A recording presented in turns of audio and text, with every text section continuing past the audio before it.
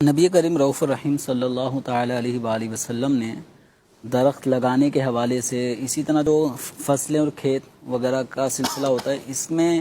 بھی جو درخت لگانے والا ہے یا فصل کاشت کرنے والا ہے، اس کے لیے ایک صدقے کا اجر و ثواب ارشاد فرمایا ہے۔ سرکار دو عالم صلی اللہ علیہ وآلہ وسلم ارشاد فرماتے ہیں کہ جب کوئی مسلمان درخت لگائے یا کوئی کھیتی فصل بوئے تو پھر اس میں سے جو پرندہ ہے یا کوئی انسان ہے یا کوئی چوپایا ہے، اگر اس میں سے کچھ کھا لیتا ہے تو فرمایا یہ اس کی طرف سے صدقہ شمار ہوگا۔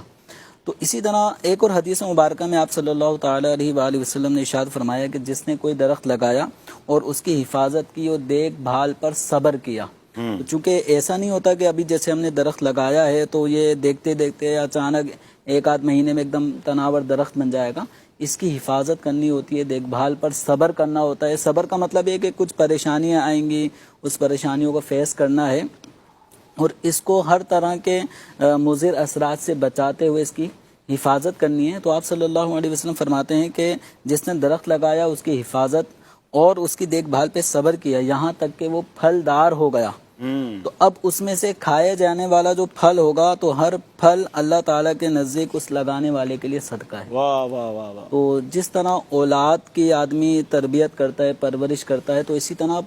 پودوں کو درخت بنانے تک ایک طویل عرصہ ہوتا ہے۔ تو اس میں آدمی پھر صبر کرتا ہے، دھوپ میں بھی وہاں جائے گا، سردی میں بھی وہاں جائے گا، اس کو وقت کے لحاظ سے پانی فراہم کرے گا۔ تو یہ کوئی گھر بیٹھے نہیں ہوگا، اس کے لیے ایفرٹ کرنی پڑے گی۔ ہاں، صبر والے بہت سارے مراحل سے گزرنا پڑتا ہے، اور پھر جب اللہ تبارک و تعالیٰ اس کو صبر کا پھل واقعتاً جو پھلوں کی صورت میں عطا فرماتا ہے، تو اب وہ پھل کبھی ایسا ہوگا کہ کوئی انسان کھا لیتا ہے، کبھی یہ جانور بھی ان پھلوں کو، پرندے بھی ان پھلوں کو کھا لیتے ہیں۔ تو بعض نیکیاں ایسی ہیں کہ جن میں آدمی کی نیت نہ بھی ہو، اس پر بھی اس کو اجر و ثواب ملتا ہے۔ تو ان نیکیوں میں سے ایک درخت اور پودے لگانا بھی۔